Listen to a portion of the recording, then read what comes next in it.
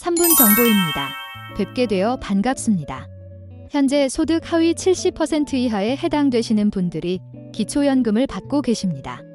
하지만 사람이 살다 보면 여러 가지 환경의 변화가 오는데요. 우리가 대수롭지 않게 여겼던 일 때문에 갑자기 기초연금이 중단되는 경우가 있습니다.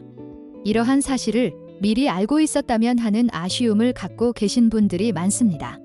기초연금이 중단될 수 있는 중대한 사유 10가지를 안내드리오니 꼭 참고하셔서 손해보시는 일이 없으셨으면 합니다.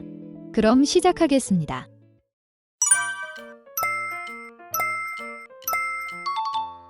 이런 일이 있어서는 안 되겠습니다만 기초연금이 중단되는 사유 10가지입니다.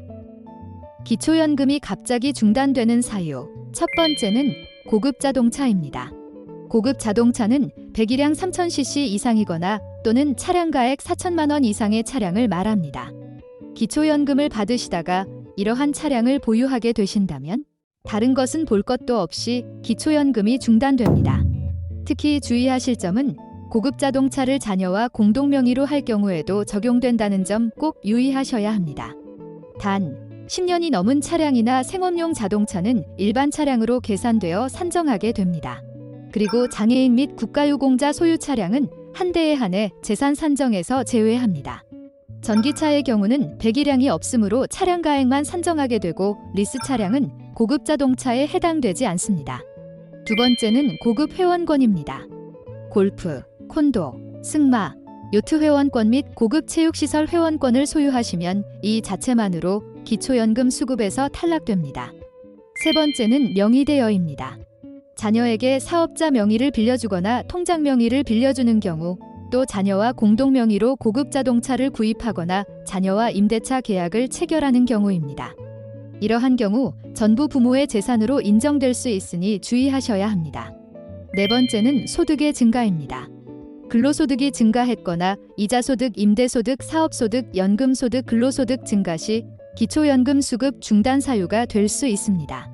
소득에 대해서는 1년에 2번 정기조사를 하게 되는 점 참고하십시오. 다섯 번째는 금융재산의 증가입니다. 어르신들이 집을 줄여가거나 다주택자인 경우 일부 주택을 팔아 현금이 생기는데요. 다른 형태의 재산은 공제금액이 많은 데 비해 현금성 자산은 공제금액이 2천만 원 밖에 되지 않습니다.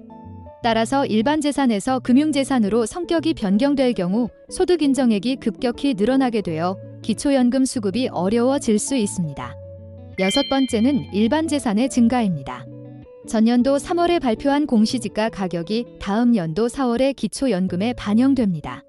요즘에 부동산 가격이 떨어지긴 했지만 이번에 반영되는 공시지가는 작년 3월 기준이므로 대부분 부동산 공시지가 상승에 영향을 받게 됩니다. 일반적으로 공시지가가 1억이 인상되면 소득 인정액이 33만 3천 원 증가하게 됩니다. 이 정도면 기초연금이 중단되거나 감액될 수 있는 정도의 영향을 줄 수 있습니다. 일곱 번째는 좀 어이없는 원인인데요. 바로 신청을 안 하셔서 탈락됩니다. 기초연금 수급 자격 기준은 매년 바뀝니다. 대부분 기초연금을 받기 위한 수급 인정액이 매년 인상되고 있습니다.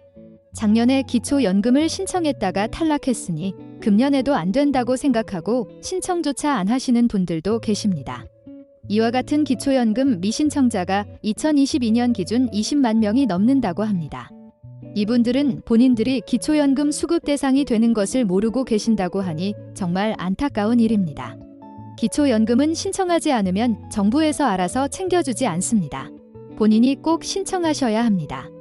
기초연금과 관련하여 문의사항이 있으시면 국민연금관리공단 국번 없이 1355로 전화하셔서 상담하실 것을 적극 추천드립니다. 여덟 번째, 기초생활수급자가 기초연금을 신청하실 때는 신중하셔야 합니다. 기초생활수급자 분들 중 생계급여를 타고 계신 분들이 기초연금을 받으시려는 분들이 계십니다. 이 경우 기초연금을 받으실 수는 있습니다만 소득 인정액 산정 시에 기초연금은 소득 반영률이 100%이기 때문에 이로 인해 생계급여가 줄어들거나 심지어 의료급여 혜택도 받지 못하게 될 수도 있습니다. 따라서 개별적으로 잘 따져보시고 기초연금 신청 여부를 결정하셔야 합니다. 아홉 번째는 실종 또는 가출 행방불명 등의 신고 접수일로부터 30일이 경과한 경우나 금고 이상의 형을 선고받고 교정시설 또는 치료감호소에 수용 중인 경우 기초연금이 중단됩니다. 10번째, 국외 체류기간이 60일이 넘어가면 기초연금이 중단됩니다. 업무상 해외에 60일 이상 출장을 가는 경우도 있지만 해외에 거주하는 자녀를 보기 위해 60일 이상 체류하는 경우가 종종 있는데요. 이럴 경우 바로 그 다음 달부터 기초연금이 중단됩니다. 물론 귀국하시게 되면 다시 기초연금을 받으실 수 있고요. 이때 주민센터에 가셔서 입국하신 것을 알려주시는 것이 좋습니다. 오늘은 기초연금이 중단되는 사유 10가지를 말씀드렸습니다. 꼭 유념하셔서 손해를 보시는 일이 없으셨으면 합니다. 영상이 조금이라도 도움이 되셨다면 구독과 좋아요 부탁드립니다.